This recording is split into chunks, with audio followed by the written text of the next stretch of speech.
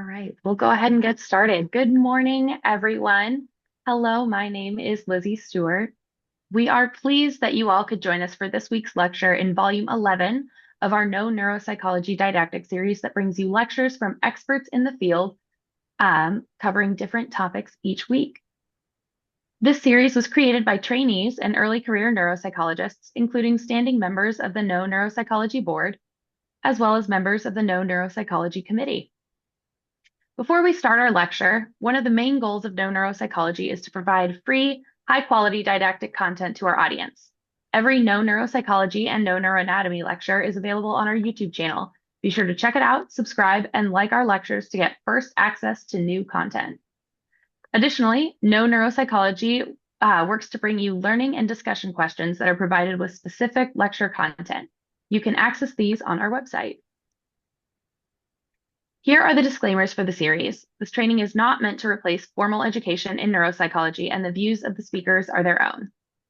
Questions can be submitted via the Q&A box on the lower left of your screen, and a recording of today's lecture will be provided on our YouTube channel and our website later this week.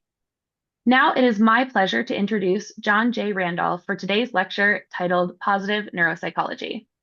John J. Randolph is a board-certified clinical neuropsychologist, brain health consultant, and clinical assistant professor of psychiatry at the Geisel School of Medicine at Dartmouth. He is past president of the National Academy of Neuropsychology, past president of the New Hampshire Psychological Association, and a National Academy of Neuropsychology fellow, and recent program chair for the national conference focused on the science of brain health. He has presented extensively at national and international meetings, and his research has focused on contributions to cognitive health and resilience, lifestyle factor assessment, metacognition, executive functioning, and cognitive and neuroimaging aspects of multiple sclerosis. He is editor of the recently updated professional book, Positive Neuropsychology, Evidence-Based Perspectives on Promoting Brain and Cognitive Health, and author of the general audience book, The Brain Health Book, Using the Power of Neuroscience to Improve Your Life. So now it is my pleasure to introduce Dr. Randolph. I will turn it over to him. Great. Well, thanks very much for that kind introduction, Dr. Stewart. Really appreciate it. And thanks more generally for the invitation to speak here. I've been very impressed by the Know Neuropsychology committee and the work that you've all done providing free content. So yeah, really humbled to be part of this. So let me go ahead and share my slides.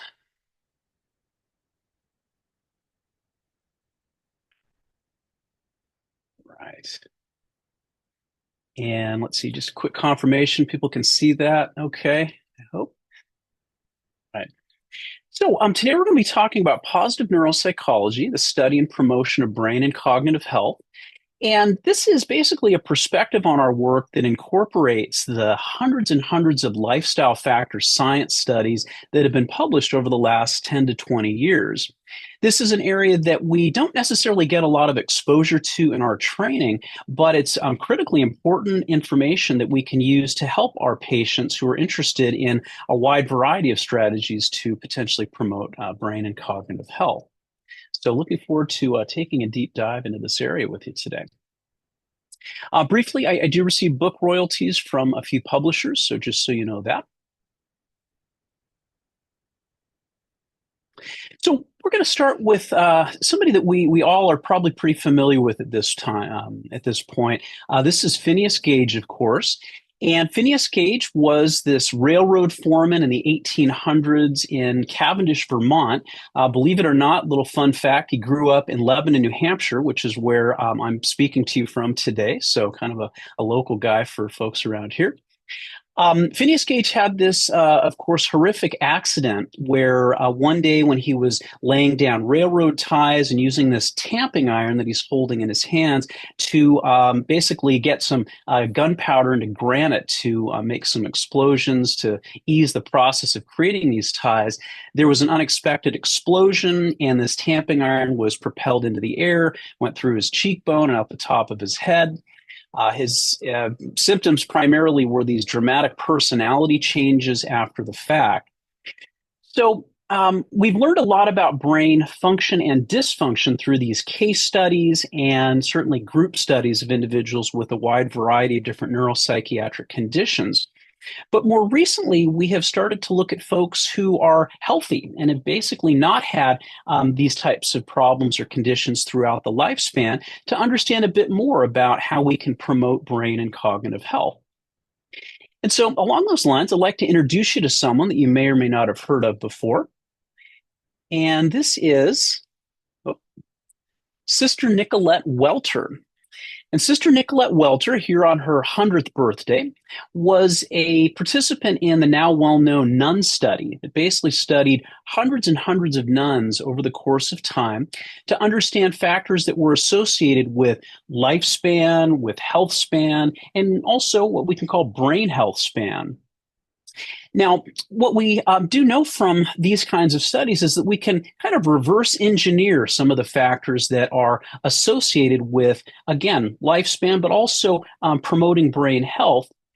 And we can look at those factors in terms of the work that we do with our patients. We're going to be kind of fleshing out a variety of these factors throughout our conversation today.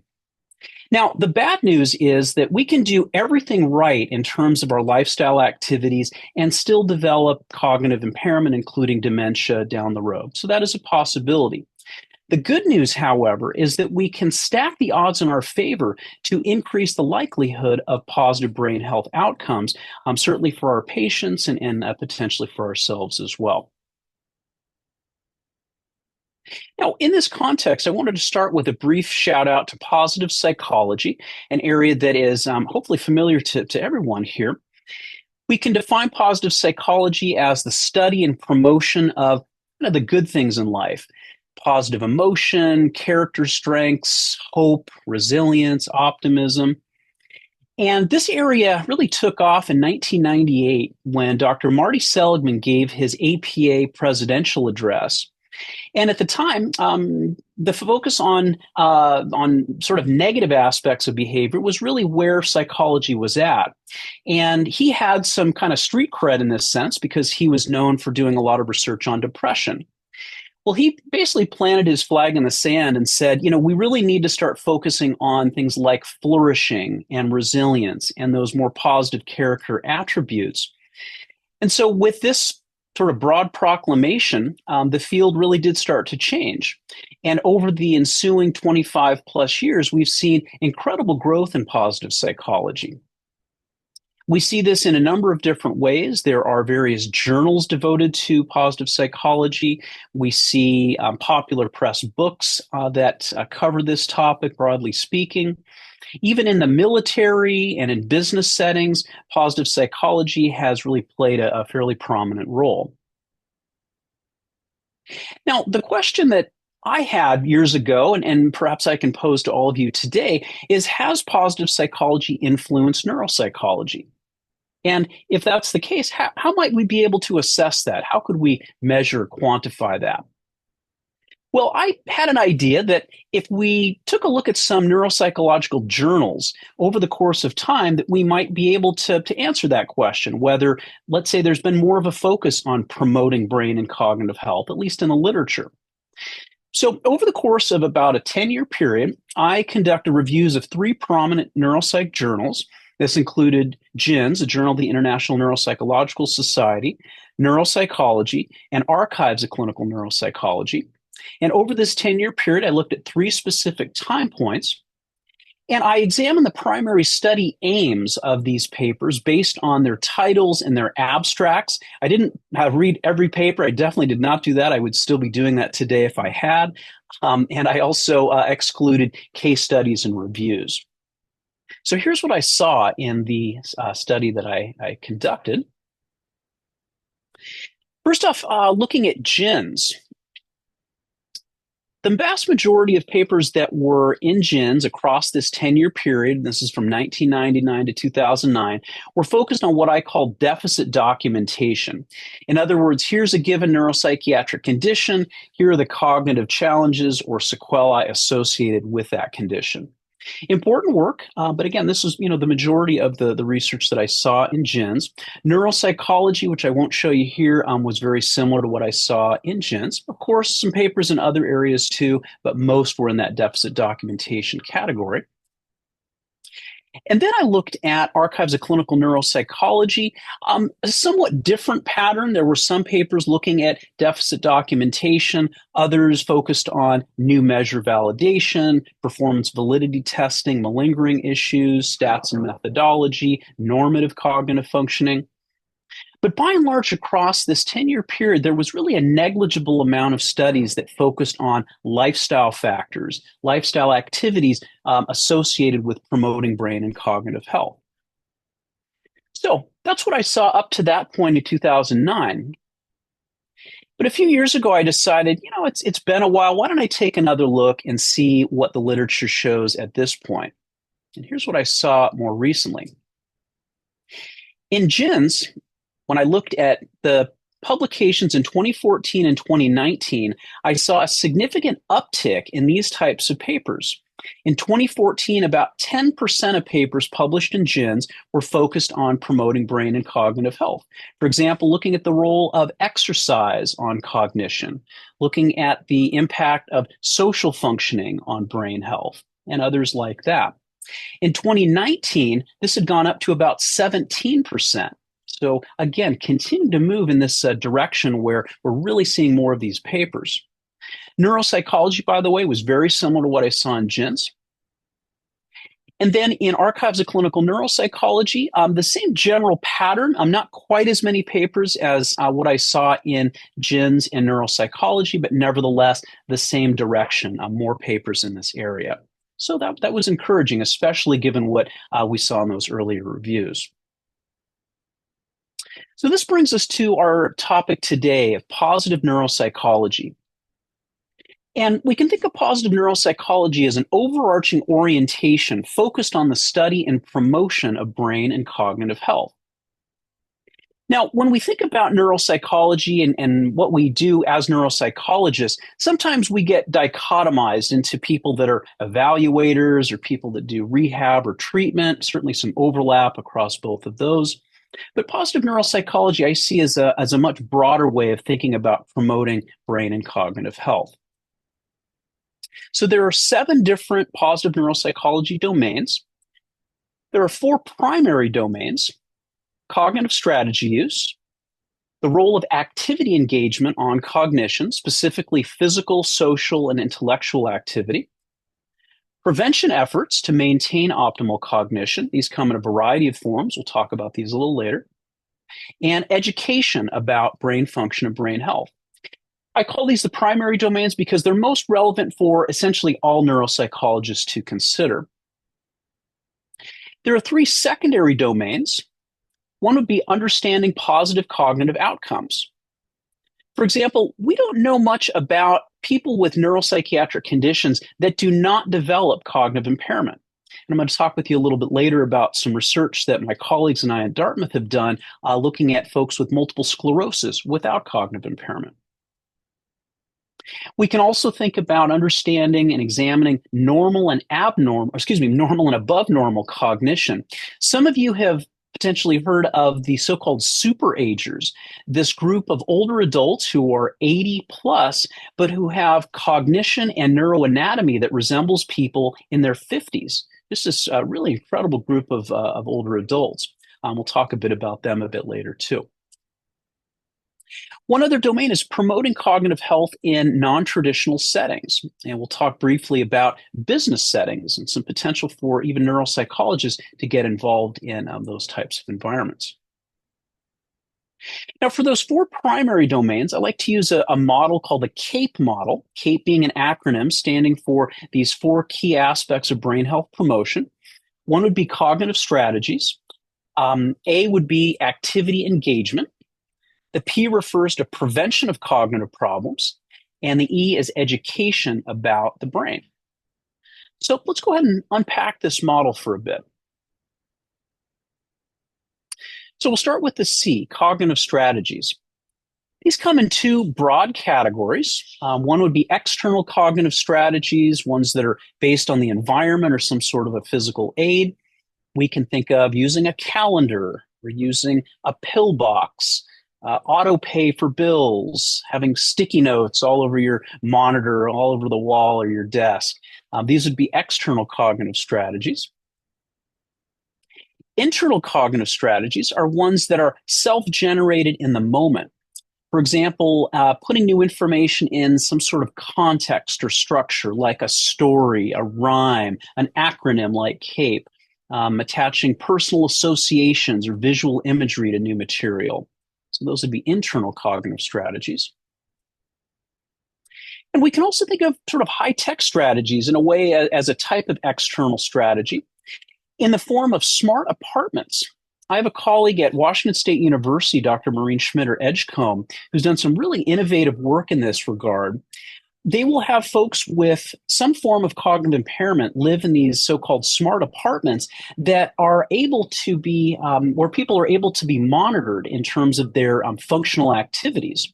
So researchers will be able to see whether somebody has, for example, turned the stove off after cooking, or whether they've opened their medication box to see if they are adhering to other medications, and a variety of other ways of monitoring folks. I think this has a lot of potential moving forward for increasing independent living, and I think certainly could be the way of the future for neuropsychologists as well. So stay tuned. Now, the A in the CAPE model refers to activity engagement, and we can think of three types of activity here: physical activity or exercise, intellectual activity, and social engagement. Let's start with physical activity in the brain. This is an area that has received an incredible amount of research attention over the last 10 to 15 years in particular. In fact, it's really pretty hard to stay up with the literature. There seem to be a few dozen studies published every week, all kinds of interesting work done in this area. By and large, the vast majority of these studies tend to show that exercise or other types of physical activity tends to promote brain and cognitive health. With all the areas we talk about, there are, of course, some exceptions where these findings are not indicated, but generally speaking, there's a very robust connection between being physically active and brain wellness. Now, people often ask, how much physical activity or exercise matters? Well, we can look at this from a few different angles. One would be considering the perspectives of these broad organizations like the CDC, the American Heart Association, the World Health Organization. And they all basically say the same thing, that we should be engaging in some sort of moderate activity 5 days a week for about 30 minutes a day. Moderate activity would include things like a brisk walk or hiking or swimming, dancing, anything that gets the heart rate up a little bit, as well as some strength training a couple days a week. But what's interesting is if you look at the neuroscience literature, it's basically about the same thing as what these broad organizations tend to say, that roughly 30 minutes a day of some sort of physical activity or exercise has been shown to have positive effects on multiple aspects of cognitive functioning, executive functioning, attention, processing speed in particular, and also brain structure. Now, there are no age limits to the benefits of exercise on the brain. And this is a really exciting perspective, regardless of the populations that you work with in your clinics or in your training, as the case may be. So we see that when kids are more physically fit, more physically active, they do better in school, they have fewer behavioral problems, they perform better on standardized testing. In young adulthood, middle adulthood, and older adulthood, we see basically the same pattern, even into our 80s and beyond. Folks who are sedentary and become more physically active tend to experience brain health benefits. There's also evidence for a so-called dose-response relationship across studies in terms of the relationship between exercise and cognition, and also between exercise and dementia risk reduction, meaning that the more physical activity you engage in, the lower your risk tends to be for dementia, cognitive issues, and also we see promotion of cognitive health the more physically active we are.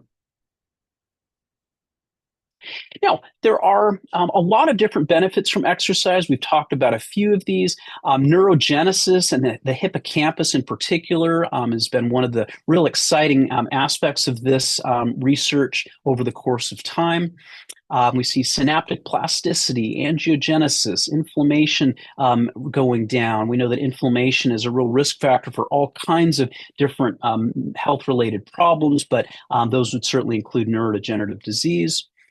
Exerkines, these new compounds that are starting to be looked at, also respond positively to exercise. Neurotrophic factors like brain-derived neurotrophic factor, or BDNF. Some people whimsically call this the miracle grow of the brain. Higher levels of BDNF when we're more physically active, and some others. But generally speaking, exercise has a very compelling connection to brain health. About intellectual activity or mentally stimulating activity? Well, this comes in a lot of different forms, of course. We can think of reading or doing crossword puzzles, Sudoku, taking courses, playing board games, card games. That's kind of nice because it has a social component too, of course. Playing a musical instrument, learning a new hobby or skill. What I like to say to my patients who are considering moving in the direction of incorporating a new hobby is to be willing to be a beginner again, to be willing to try something that's unfamiliar, that's challenging, maybe a little bit frustrating. That's really the sweet spot for brain health. So overall, we see that more cognitive activity or hobby participation is associated with some real positive brain health outcomes, reduced risk of cognitive decline and dementia, stronger cognition, particularly executive functioning, processing speed, and episodic memory, lower beta amyloid levels in later life. People who are more intellectually active earlier in life tend to have these benefits down the road. And this is actually the case for, really all of the lifestyle factors we're going to be talking about, that it's sort of like we're creating this kind of retirement account early in life, that if we're engaging in brain healthy behaviors, we can reap the benefits many years down the road. So this is one example of that. There also are fewer white matter hyperintensities, more gray matter and white matter volume in people who are more cognitively active. Now, let's say you really like doing one thing. You've got a hobby, your patients have a certain hobby. Maybe they like to read a lot. And that's great. Reading is potentially the single best cognitively stimulating activity. But what about mixing it up with other types of hobbies or activities? Let's say you like woodworking. Anybody who's ever built anything knows that that's a pretty cognitively demanding activity. Maybe you play a musical instrument. Maybe you're really into film or digital photography. Is there any value in kind of cross training in this way, having a number of different hobbies in terms of brain health? And indeed, it seems like that may be the case. A really interesting study a few years ago by Dr. Michelle Carlson and her colleagues at Johns Hopkins studied a larger sample of older women over the course of about 10 years. And they wanted to answer the question I just posed. Is it better to do just one activity a lot or to mix it up and have a variety of different hobbies? So here's what they found. They saw that a higher frequency of participation in cognitively demanding activities was associated with better verbal memory. For those interested, this is the Hopkins Verbal Learning Test that they saw some changes on. There also was a finding that was particularly interesting, that a wider variety of activities was more predictive of memory than the frequency or intensity of the activity. And check this out. Each additional activity reduced the risk of memory problems by somewhere around 10%, even if the person only engaged in the activity once a month. So increasing the variety of activities might be better than increasing the frequency of activities. And we've actually seen a few other studies along these lines showing, for example, correlations between activity diversity, so to speak, lots of different activities, and hippocampal volume. So in general, mixing it up seems to be a good idea for brain health. Now, how about social activity in the brain? This is an area that, at least for many of the folks that I've worked with, it's not quite as intuitive as being, let's say, intellectually active and the connections between that and potential brain health outcomes. But being socially engaged is critically important for brain health, certainly for quality of life and for emotional health, but brain health too. And we see the opposite, where if people are socially isolated, that can actually be toxic for the brain and can be a risk factor for cognitive problems.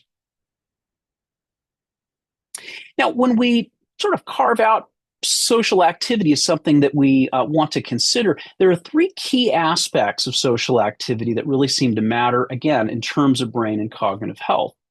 One is the frequency of social activity, how often we're socially active. Two is our social network size and composition. So, how many people we tend to interact with over time. It's usually quantified as roughly once a month, the amount of people that we're interacting with, and also the composition of our network, who's in that network. And third is social support. How sort of emotionally nourished do we feel from our social network? And all three of these positively impact brain health. These, of course, are all correlated, but there are some unique contributions for each of these aspects of social activity in terms of promoting brain health. So overall, we see that more social activity is associated with less cognitive decline.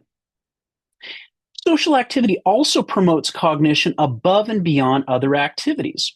So if somebody is very physically active, but they are not really that socially engaged, they're sort of leaving money on the table from a brain health standpoint. There's actually something unique about the connection between social activity and brain health promotion. This point is something I bring up sometimes with my patients who have some sort of physical limitation due to perhaps multiple sclerosis or brain injury or stroke or Parkinson's disease.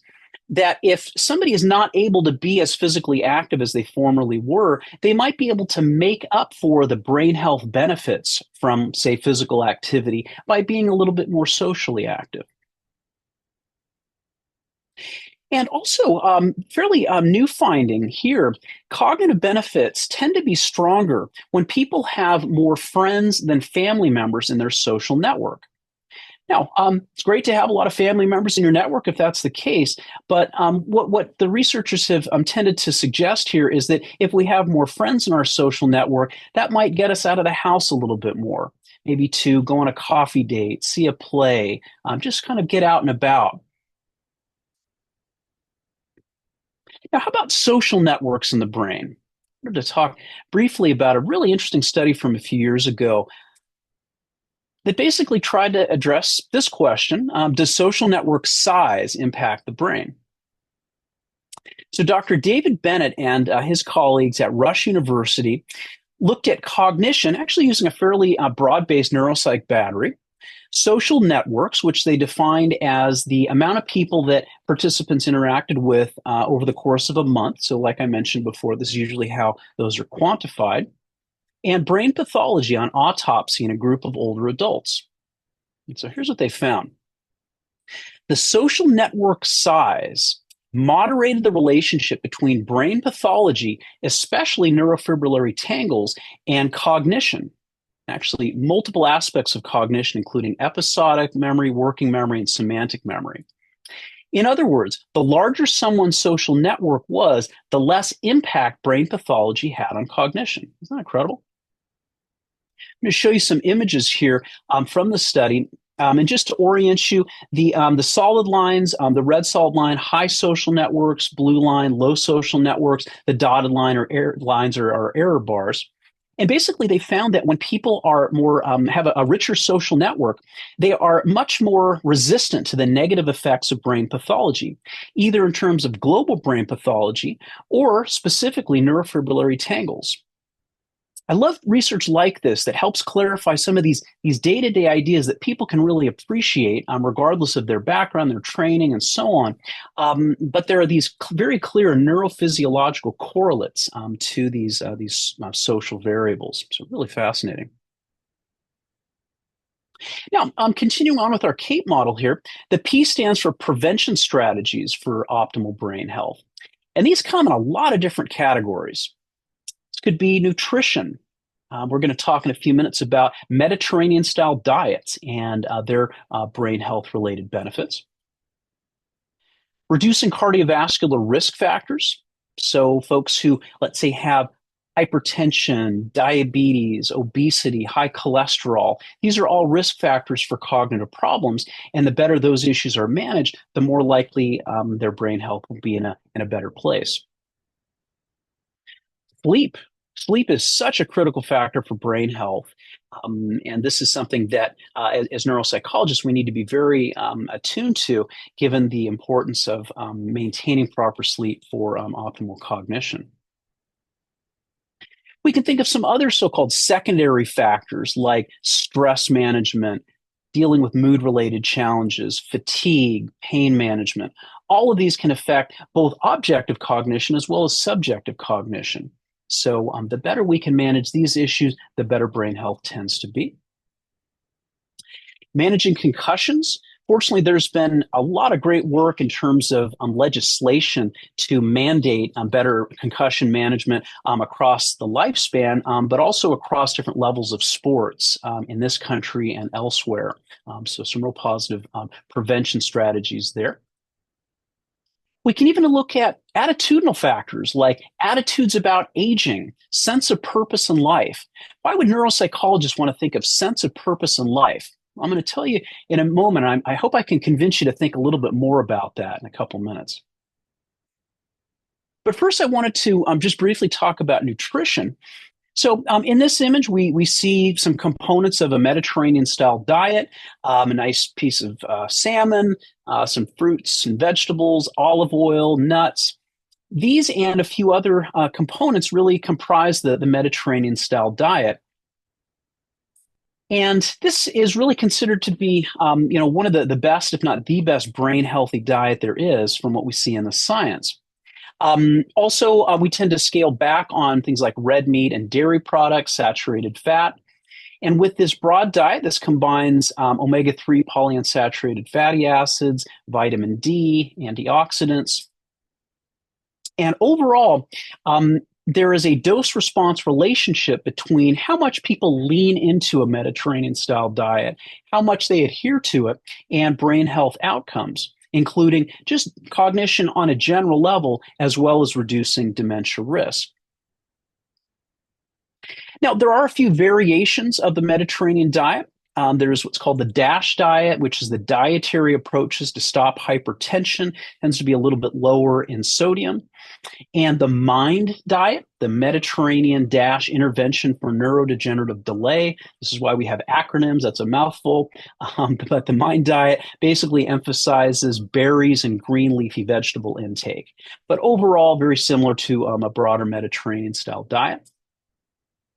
We see some cross-cultural examples of other brain healthy diets. Japanese and Nordic diets, for example, have been investigated and have been associated with better brain health outcomes too. And when we look into the science a little bit more, this is a study a few years ago looking at adherence to a Mediterranean diet and medial temporal lobe volume, of course, where the hippocampus is, very critical area for episodic memory. The more that people lean into a Mediterranean diet in this study, the greater volume they had in the medial temporal lobes. This is a study that looked at MIND diet adherence. And over the course of time, people who had stronger adherence to a MIND diet tended to have a slower trajectory of decline over the course of time. So for a number of reasons, diet is something that as neuropsychologists, we can really consider in the work that we do with our patients. Now, how about sense of purpose in life? So first, we can think of sense of purpose in a variety of different ways. This could be related to our personal goals, our work, our family, our community, our friends. And when this is assessed in the research, there typically are some very straightforward statements that are used. Maybe it's 3 to 5 questions that people have to answer. Things like, I have a sense of direction and purpose in life. Some people wander aimlessly in life, but I'm not one of them. I'm active in carrying out the plans I set for myself. So people rate these on a Likert type scale, indicating their level of agreement with the statement. So, how much does sense of purpose really matter for neuropsychologists? Why should we be thinking about this a bit? Well, here's why. People who have a greater sense of purpose or meaning in life tend to have stronger memory, especially episodic memory, processing speed, language, and visual spatial functioning. This is just in healthy adults. Reduced risk of stroke, slower rate of cognitive decline, reduced risk of mild cognitive impairment, reduced risk of Alzheimer's disease, and reduced risk of or reduced impact of Alzheimer's disease pathology on cognition. And regarding that last part, this is a study by Patricia Boyle and her colleagues, also at Rush University from a few years ago. And they found that, kind of similar to the study on the social networks that I mentioned a few minutes ago, that when people had a significant sort of sense of purpose in life, compared to people who had less of a sense of purpose in life, they were much more resistant to the negative effects of brain pathology on cognition. So there's, again, a lot of reasons why sense of purpose in life is something that maybe we could consider a little bit more in the work that we do in our interviews and our feedback sessions, because it plays a very strong role in brain health protection. Incidentally, if you're interested in learning more about some of these lifestyle factor studies, we published a paper through the National Academy of Neuropsychology last year that does a deep dive in reviewing this literature. This is available free of charge. You don't have to be a NAN member, so feel free to take a look at that if you're interested. Now, back to our CAPE model. The E refers to education about the brain. And this includes clarifying evidence-based lifestyle activities and strategies associated with promoting brain health, the very types of things we've been talking about here today. Also, correcting misconceptions about brain and cognitive functioning, misconceptions about concussion, about dementia, epilepsy. There have been various survey-based studies in a general population showing that, unfortunately, people do have a lot of misconceptions in these areas. Now, through NAN, we've actually done kind of a full court press related to public education over the last few years. We have a public-facing media platform. It's called Brainwise. It has lots of free articles, again, free of charge for anybody who's interested, something that can be useful for patients, that talks about various neuropsychiatric conditions, just generally speaking, how to promote brain health. So something to consider potentially passing along to your patients. We have a brain health hub that has a lot of different resources that you don't have to be a NAN member to access these, so please consider. We have a brochure that delineates some of these brain healthy lifestyle strategies that we've talked about here, a wallet card. Sometimes people like to have something in their wallet or purse. So a few things that we're really happy about in terms of public education, and please consider using those yourselves. Now, in terms of some secondary positive neuropsychology domains, one would be positive cognitive outcomes. And so we can ask questions like, what's different about patients with neurologic disease without cognitive burden, who don't show evidence of cognitive impairment? What's different about older adults with cognitive impairment, such as those who have mild cognitive impairment or MCI, who remain stable over time? So regarding that first question, with some colleagues at Dartmouth, we have looked at cognitive resilience in MS. And so what we've done is we basically found this group of individuals who have no cognitive impairment, objectively based on neuropsychological testing, and also who do not report experiencing any cognitive impairment. And the icing on the cake is we've also had informants rate these individuals in terms of whether this informant thinks they have cognitive impairment. And they have also indicated, nope, this person seems to be cognitively intact day to day. So that's our group of individuals with MS who we consider the cognitively resilient group. And we've compared them with others with MS to understand, what differences there may be in those comparisons. And so here's what we've found. Individuals with MS without reported or tested cognitive problems show a few really interesting things. As we might expect, they show more cognitive reserve, better reading recognition performance. They tend to use more cognitive strategies. So they specifically use more external cognitive strategies than those who are having some evidence of cognitive difficulty. They also show more benign symptom expression. They report fewer symptoms of anxiety and depression. And by the way, this is in a group of individuals who have no more than mild levels of depression. So even in that group, they're reporting fewer affective symptoms. They also report less of an impact of pain on day to day functioning. But here's the kicker: these people have similar lesion volume, similar gray and white matter volume, similar reported levels of fatigue, similar amounts of disease modifying treatment use, and similar levels of physical disability compared to other people with MS who do show either subjective or objective cognitive impairment. So if we look at these traditional MS metrics, they basically look identical, but nevertheless, they are not showing evidence of cognitive difficulties. I think this is a fascinating area, and I think within neuropsychology, there's a lot of room for growth. So, if you're looking for a topic for a master's thesis or dissertation or a study of some sort beyond that, I would really encourage you to consider it. I think there's a lot of potential here. Another secondary positive neuropsychology domain is understanding normal and abnormal cognition. Excuse me, normal and above normal cognition. Now, we can first look at case studies of robust cognition. We talked earlier, of course, about Phineas Gage and how we have a lot of case studies of people who have cognitive difficulties. What about the other side of the equation?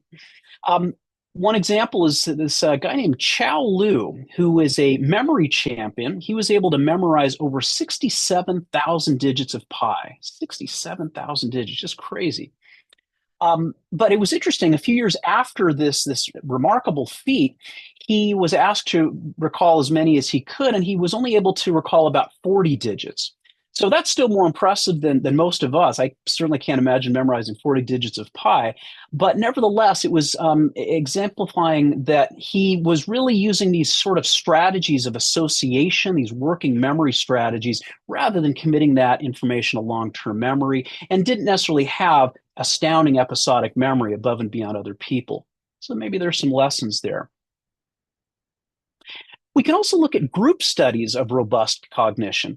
Again, by analogy, we have a lot of studies looking at individuals with various neuropsychiatric conditions and looking at cognitive outcomes of those individuals, but we don't have as many studies looking at people who have very strong cognitive functioning.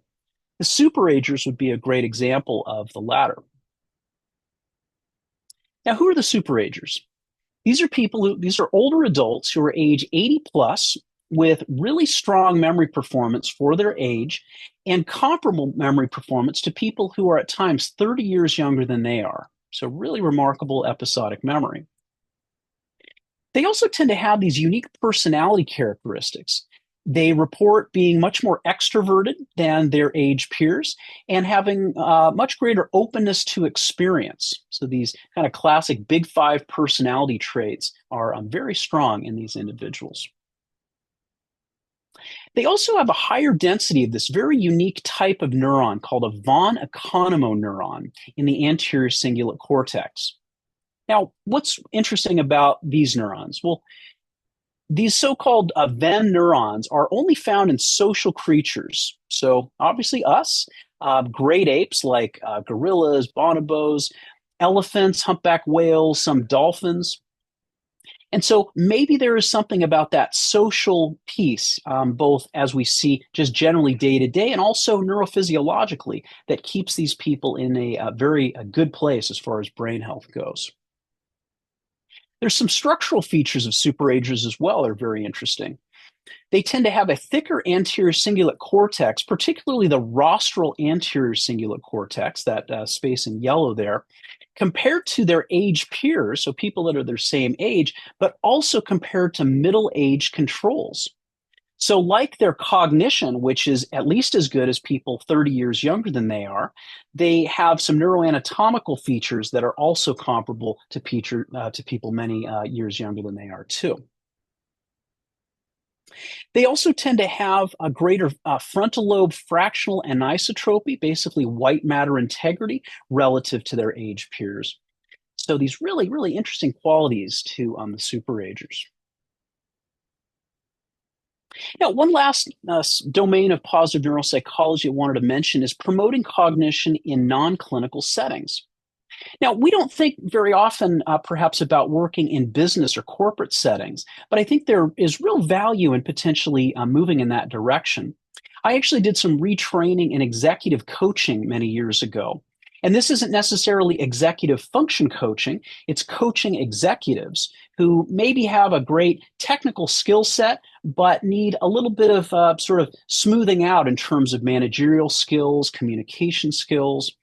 And when you do executive coaching, there's an assessment phase, a feedback phase, and then a coaching phase, which is really not so different in a broad sense from what we do as neuropsychologists. So this again might be something to consider looking into in the future. I do think there's a lot of potential for at least folks, some folks in our field to move in this direction. So overall, I do hope that today I've created a little bit of a balance of sorts in your minds between the work that we do with documenting cognitive challenges that our patients face, and also considering a wide variety of strategies we consider in terms of promoting brain and cognitive health. And I do want to thank you very much again for having me. A couple pictures of me. I wanted to put these on here because I wanted to communicate the importance of really living these sorts of research findings ourselves. I definitely take the exercise brain health connection very seriously, but I think all of these lifestyle factors are very important for all of us to consider, not only with our patients but in our own lives. So I will leave it at that for now. Let me stop sharing my slides and be happy to answer some questions at this point. Thank you, Dr. Randolph. This has been an excellent presentation. So Thank you. we have several questions, and a lot of folks were very, very engaged with the talk. So thank you so much for leaving time, and I'll jump into some of these. So, Sure. with regard to social activity and brain health, our listeners were curious if you were aware of any research on this population that has social difficulties or disinterest, like folks with autism, maybe certain personality disorders. Has social activity been shown to be associated with similar benefit to brain health in those populations, or not necessarily? Yeah, it's a great question, really important question. So, a lot of the lifestyle factor science has been in older adults historically. I would say, the vast majority of studies tend to be in folks who are in their 60s or beyond. So, we really are looking mostly at healthy controls or sometimes individuals with a mild cognitive impairment or dementia. And that's really a liability of the literature. It's tended to be kind of, leaning older and not necessarily in the younger age range where we might, let's say, study folks with social challenges or folks with autism spectrum disorders. So I really haven't seen much research in that area that the question relates to, but I think there will likely be much more in the future. But at this point, it's much more in older adults. Makes sense. All right. So in a similar vein, do you think that the impact or the benefit of humor is included in that social piece? Yeah, that's a great thing to bring up. I mean, certainly, with our friends, family members, laughter, humor is such a critical part of our relationships. We know generally speaking that positive emotion is associated with better cognition. So if friends are helping us get to that place where we're feeling a bit happier, I think humor would certainly be an important, sort of consideration within social activity. Mhm. So I don't know too much research specifically looking at humor and brain health, although I suspect that's there is a connection there. When we try to kind of dice up what social activity is, I mentioned like I said earlier, the frequency of social activity, the social network, the composition, the social support pieces, but there are all kinds of other nuances that are really just beginning to be fleshed out. So I suspect humor will be one of those important factors. Okay. That's something very exciting and something that I know a lot of our folks will be looking for in some soon to be published research, I'm sure. Mm-hmm. So someone in the audience also mentioned that they believe that the von Economo neurons have been found in a wide variety of animals, maybe not just the social creatures. Are you aware of any research on this or where that confusion might be? Yeah, so my sense is that they tend to be mostly in animals that are more social in nature. That doesn't mean that they're not in other animals. So I'm actually not real familiar with creatures outside of those groups that I mentioned. This is an area that really started, emerging a bit in the last 10 to 15 years in terms of looking more at these von Economo neurons. Although it's interesting, they were actually first identified about 100 years ago and Mhm. really not attended to a whole lot, for many decades, and now it's kind of coming back on the scene. So there might be some work that I'm not familiar with a few other types of animals, but it does seem like the majority of the animals with the von Economo neurons tend to have important social relationships. Sure. So it may even be that there's a social connection or a social connection in those creatures that we're just not even fully aware of yet. Could be, yeah, Yeah, good point. that's very interesting. Um, in a much more broad approach or a broad kind of take on some of these questions, we wanted to know about any thoughts you had on post-traumatic growth or how that fits into this field of positive neuropsychology. Mm. Yes, it's such a critically important area. And I know there's been a lot of research and clinical attention in terms of post-traumatic growth. I think that all of the factors we've talked about can certainly dovetail with post-traumatic growth. That if somebody is, let's say, becoming more physically engaged, more socially active, more mentally stimulated, is learning to manage stress appropriately, as they kind of move beyond some types of trauma that would typically, translate into better brain health function. So, have I specifically seen a study looking at post-traumatic growth and brain health? Not necessarily, but intuitively, I think there's a really rich connection there. Um, Mhm. these types of studies are really still in their infancy. I mean, the majority of studies that I cited here that we, sort of think about more generally, really just in the last 10 to 15 years. So I think there are all kinds of different directions for this broad literature to go, and that would certainly be one of them.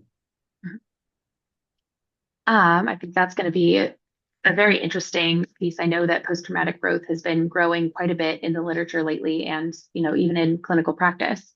Mm, So and as well as positive neuropsychology. So I think that's going to be a very, very interesting overlap. mhm. Um, so uh, sorry, we have so many questions coming in. Has your work looked at the impact of blue zones with respect to physical, cognitive, and sociocultural lifestyles that are sort of engineered or pre-programmed into those social daily lives?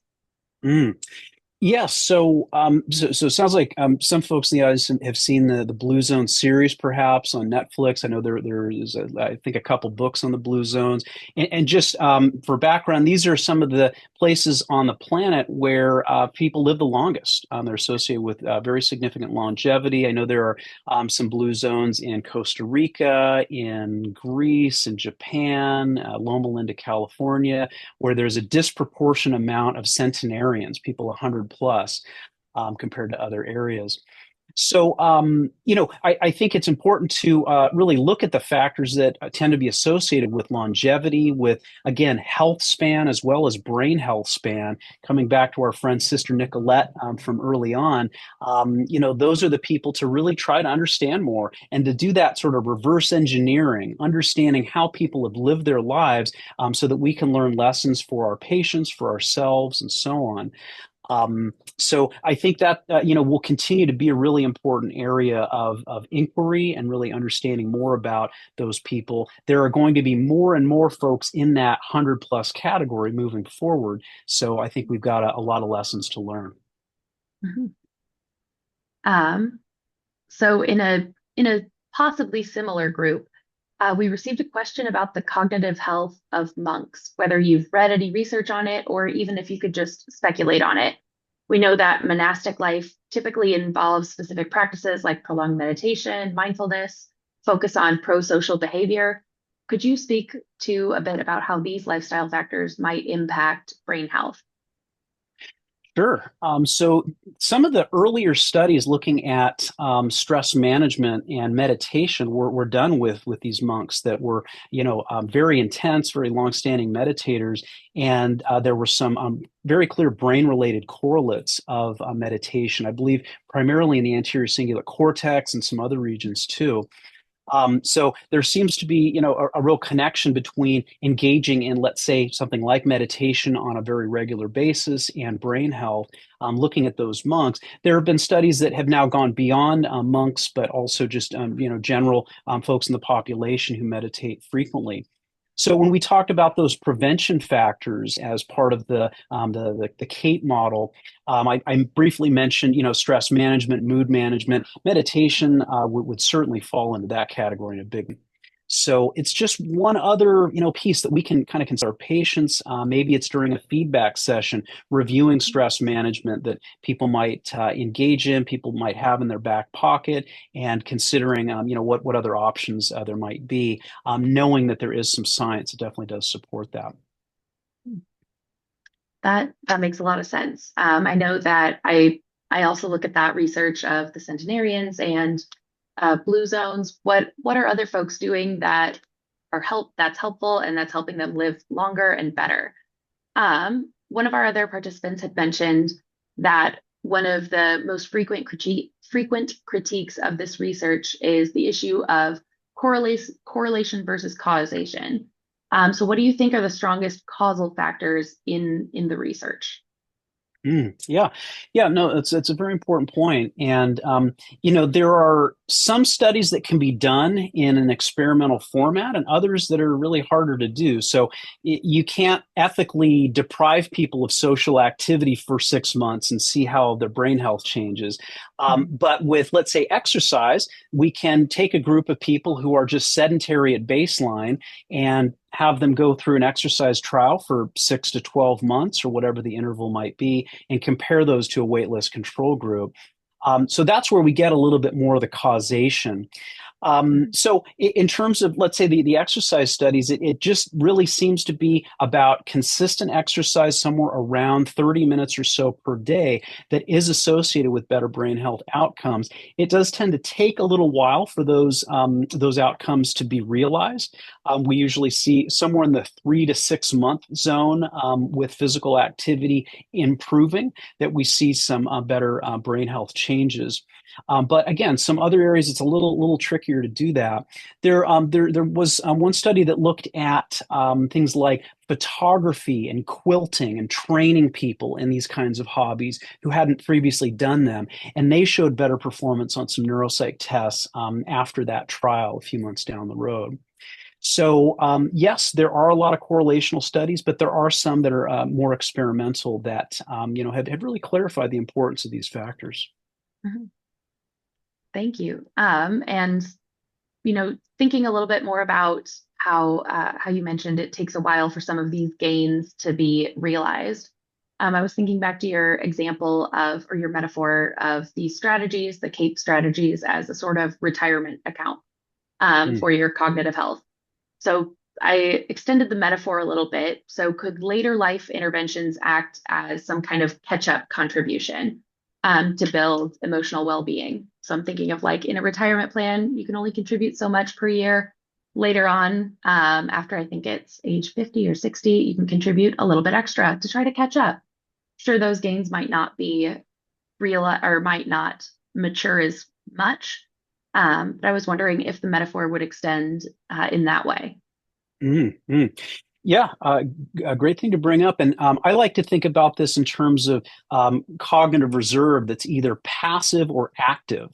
So passive cognitive reserve, in my mind, would be, let's say, all the education you've accumulated. Many people in the audience maybe still, getting that accumulation right now as we speak, which is great. The job that you had, how stimulating that was. That certainly is one of those cognitive reserve factors, and there are some others. But we can think of active cognitive reserve as, any day of the week, any day of your life, continuing to, let's say, seek out new education, seek out new cognitive stimulation, be more physically active, be socially engaged, manage stress appropriately, eat a Mediterranean style diet or one of the variations. Those are all ways, in my opinion, that we can continue to contribute to that active cognitive reserve at any stage in life. So it's not all about what happened, 50 years ago, but really at any stage. And I do like to, emphasize that point with my patients that it's never too late to start doing a little bit more in that sense. So yeah, great thing to bring up. Wonderful. Well, I realize we're at the top of the hour, but thank you so much for this presentation, and thank you very much for going through all of our questions. I want to remind our viewers that we have another talk next week entitled An Alternative Approach, Risk Stratified Neurocognitive Monitoring in Pediatric Oncology with our very own Iman K. Reddig. Please join us again next Monday, and we'll see you all again soon. Thank you. Thanks again. Appreciate it. Thank you very much.